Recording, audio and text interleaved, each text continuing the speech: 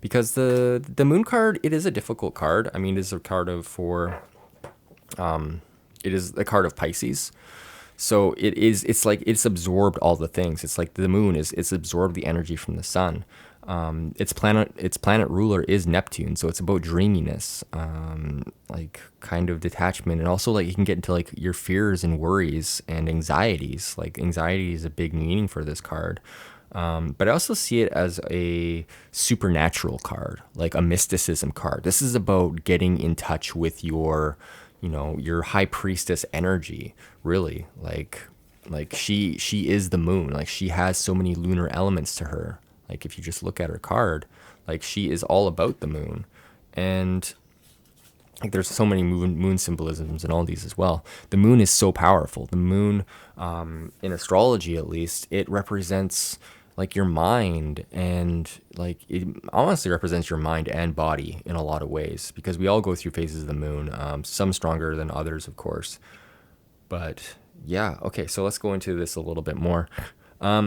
So this is obviously it's Pisces, so it's after Aquarius, and we're moving now into the new year, but we're not there yet. That's when we get to the sun. Anyways, so the moon, we're here, and yeah, we were talking about mysticism and like the occult stuff. So like getting in like tarot or astrology or magic, actual magic with a CK, not a just a C. And like mind altering experiences, because that's what Pisces is. I mean, has absorbed all this energy. The moon has absorbed all this energy, and now it's trying to make sense of it.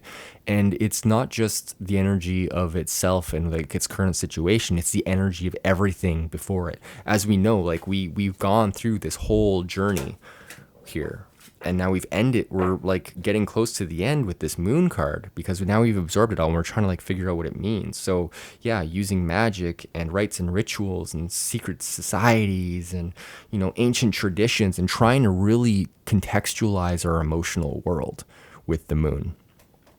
Here, I mean, we got the fox, or like the wolf and the dog. So this represents our tame nature versus our wild nature, and then you have this like crawfish or lobster or whatever that's crawling out. But you see here, like once again, this deck has kind of forsaken me in its lack of detail. I just wanted something there that you guys could see. So let me pull up the moon card. I hope I didn't. No, there we go. So yeah, it's hard to tell in this card. Like the background kind of looks like it is or not mountains. It looks like it's water, but it's actually mountains. Like down in the deep, down like back here. So really with this card, what I see is like, okay, you have to actually crawl out of this energy now. Like you have to make a decision almost, or just write yourself enough where you can ride that like fence line and like get to your path, because there is still a path that you have to crawl. Like you have to get there. You have to get down the path. You have more to do. And this is kind of like trying to make sense of opposites here. We have the two pillars, and there's so much, like it feels like there's so much bearing down on you, because these pillars can seem kind of intimidating, right? And it's like, what do they mean? They're just huge, and they're in our world. And what do they mean? And I feel like, to me, it's a sense of like you have to pass through something that is difficult, and going through deeper into your emotions is a very difficult thing.